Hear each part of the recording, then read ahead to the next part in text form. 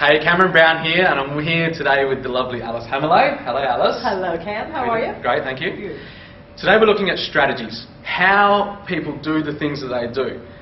What I'd love to just to decode straight up, let's get straight into it. Yeah. What are strategies in NLP? Okay. And then we can delve into some other things as well Okay. that I'm going to ask you. Good. I'm not going to go into the definition, the NLP definition yet. Okay. Let me talk about what a strategy is. Cool. Okay. Everything we do is a strategy. Yeah. Okay. There's not one thing that we don't do that's a strategy. From tying your shoes, brushing your teeth, making a decision, being convinced you've made the right decision. Yeah. Yeah. How you think, how you work through problems, how you don't work through problems, how you say yes to something and no to something else. Nice. Yes? So every single thing we do in that essence is a strategy, and every emotional state we feel. Every single thing. Every single Yeah. thing. So happiness, joy, excitement, frustration, disappointment, depression, anger, all of those are strategies. Yeah. There's a way you do it, that you run the strategy so that you get that result. That is, in essence, okay? In a nutshell. In a nutshell. Yeah. Everything we do is a strategy. Now, it's important to know this because the reason we have strategies is if you can imagine every day you wake up. It's a bit like 50 First Dates with Drew Barrymore. Yep. Yep? Yep. Got it. Okay. Hi, Drew. Okay. Every morning she woke up and she didn't know who she was. She thought it was the day before her accident, Yeah. right? So they had to show her the video every day Yeah. of her life. Yep. So they had to run her Okay. strategies, and so that's how she could continue. If every morning we woke up and we didn't know how to tie our shoes, and we didn't know how to brush our teeth, and we didn't know how to eat food, and we didn't know how to, Yeah. Yeah. we Got it. wouldn't be moving very far. So we run through strategies to be able to function and to accelerate. To get results that you're wanting at some stage in your life. Yeah. Yes. Maybe if we can delve into, because before I started learning about NLP and being trained in NLP, I didn't know anything about strategies. I was just going through life and just trying to get by. And when I started to learn about strategies and working out exactly how I do the things that I do, there were a lot of, I'll say unresourceful, unresourceful strategies that weren't necessarily getting me the results that I was after. So maybe if we can just delve into that. You see so many people are going around and just not knowing why they do the things that they do. Yeah, they're spinning around. Yeah. And that word unresourceful, I want to talk about that word. Definitely. An unresourceful strategy is a strategy that is looping. For instance, let's say you can't make a decision, and so what you do is you think about it and you go, I can't really decide. So you get some more information.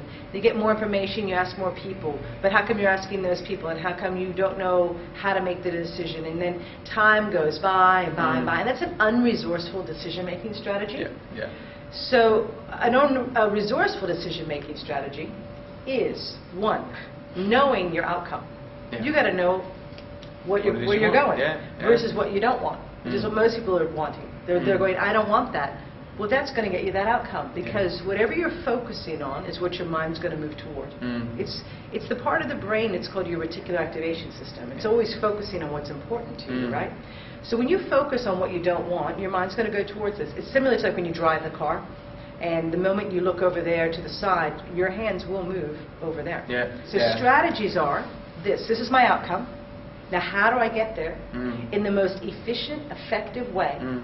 With the least amount of steps. Yeah. So an unresourceful strategy would have lots and lots of steps. It would loop around, and maybe you'd get there eventually, but the race is already finished. It's like maybe I'll turn. It's like, oh, who's in the background and like who's coming in and all that. It's an unresourceful strategy.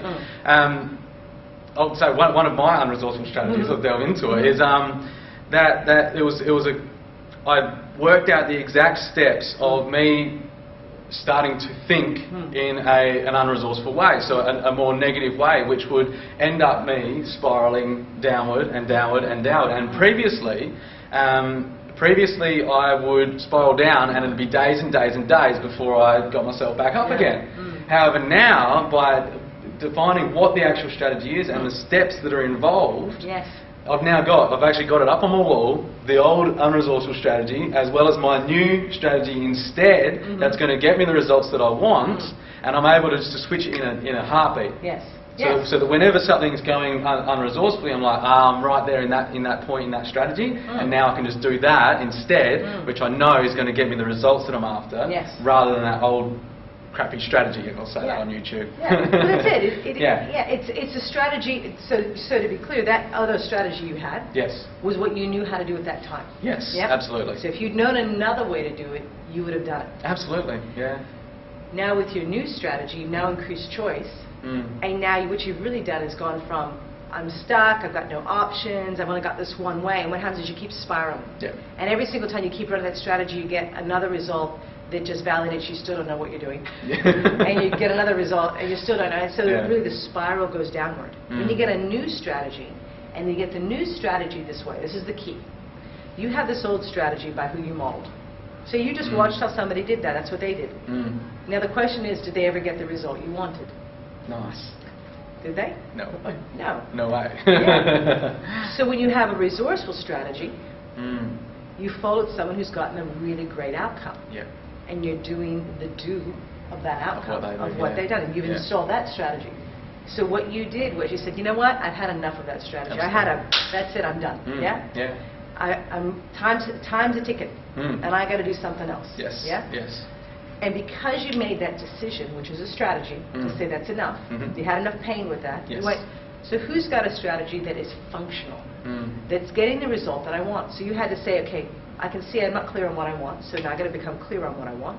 So who has a strategy of what I want? Yeah. Yeah? Nice. And what you find out is, so what are the steps they do to get that outcome? And you installed that. Yes. And you installed that, firstly, by deciding what you wanted. Yes. Then you worked your way backwards. Spot on. Yeah. Spot on. So if we can go now, let's say we're running a strategy, and it's an emotional strategy, negative emotional strategy, and we're wanting to break that. Because it's one thing to know, all right, I'll run that old strategy and it's unresourceful for me, but how do I actually break it in the moment? Like, what do I need to do? Great. Well, since you were a kid, any of us were children, one of the things that we used to love to do is if you saw somebody, something happen to someone, slapstick, for instance. If you look at the old Laurel and Hardy and the old Lucille Ball and Seinfeld, et cetera, and Friends. There are characters in all of these shows who are the slapsticks. So they fall over and everybody laughs. Right? Yeah. That is a breaking of a strategy. Of something that could be painful, embarrassing, or sad, and the laughter breaks the strategy.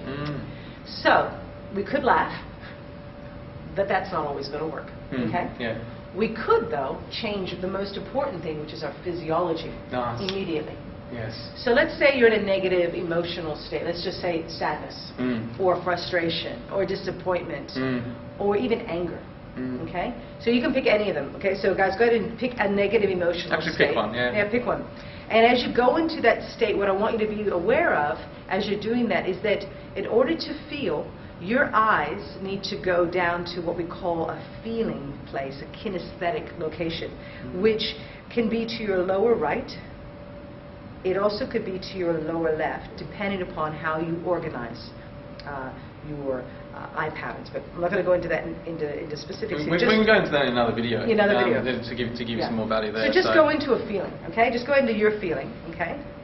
And feel that negative emotional state, whether it's anger or sadness or frustration, yeah? And as you feel it, you're going to start feeling that in your stomach, perhaps, and maybe in your chest, in your throat. It's in somewhere in your body there's a response to that negative emotion. Okay, there's a lot more happening than just that response. There's a lot of chemicals that are being released when this is happening. So again, we'll go into that in another video as well. But okay, just notice though, in order for you to feel, you have to bring your eyes down. All right. Now, feeling that feeling, now we're going to change the strategy right now. And this is as easy as looking up, now looking up to the ceiling, and bringing your shoulders back. Okay, and notice what's already happening. It's opening right up. Opening right up, okay? Now let's add one more thing, just for fun. Because really, it's just an extension. If this is already, just notice if you can feel the old emotion, or you may find you cannot. And, is it gone? It is, yeah. Absolutely. Well, let's increase it. Yeah. Go ahead and give a goofy grin. And notice now what happens. Just notice, is the emotion there or has it disappeared? Lighter again. Yeah? Is there any negative emotion there at all? Nope. No. Nothing. That is the fastest way for you to change. Mm. So if you walk around, guys, go ahead and do this. Look outside. When you go for a walk today, go outside and just notice how people are walking. Absolutely. You'll notice some people are walking and just looking down, down, down, down. And their posture is down, and they're just in their thoughts and in their feelings, yeah? Other people, they've got their shoulders back and they're walking, and they're looking up. Mm. And they have a different energy about Absolutely. them. Which means there's a different focus. Yeah. Emotionally, they actually have more flexibility because they are going into non-negative emotional state. You cannot go to a negative emotion looking up. It just doesn't happen. Mm. So people who are looking down all the time are looping, as you were talking, looping, negative. Mm. Now, of course, there are positive emotions down here, but rarely do you see people walking around going like this. Nope. Yeah. It's just up, shoulders back. Yeah. Looking up and going. Yeah. And so if you look at athletes, an athlete who's been trained has worked with an NLP coach. Mm. And you'll see it in whether, no matter what the sport, tennis, golf, sports teams. You'll know the athletes who've worked with an NLP coach where they have a very quick recovery from point to point. Nice. Because they recover very quickly. So what you'll notice they do is they look right up. So let's say a tennis player, he missed a shot or she missed a shot. And in the past they would have like thrown it a bit like John McEnroe. Yeah. And then Andre Agassi trained with Tony Robbins. Nice. Okay? Yeah. Agassi modeled John McEnroe. Okay, they were real good buddies. Okay, so John McEnroe had temper tantrums. What did Agassi do? Join John McEnroe. It was a really interesting buddyship there. Anyway, so you watch Agassi. He used to do that. And then what he did was he would look up, and he'd get himself into a resourceful state, and then it was a brand new point.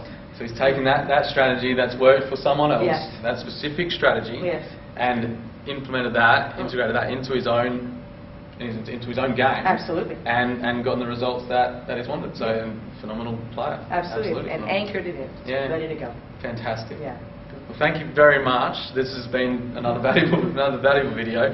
I trust you've been valuable on defining strategies for you, what they are, how they can help you as well in getting you the results that you're actually after rather than what you don't want.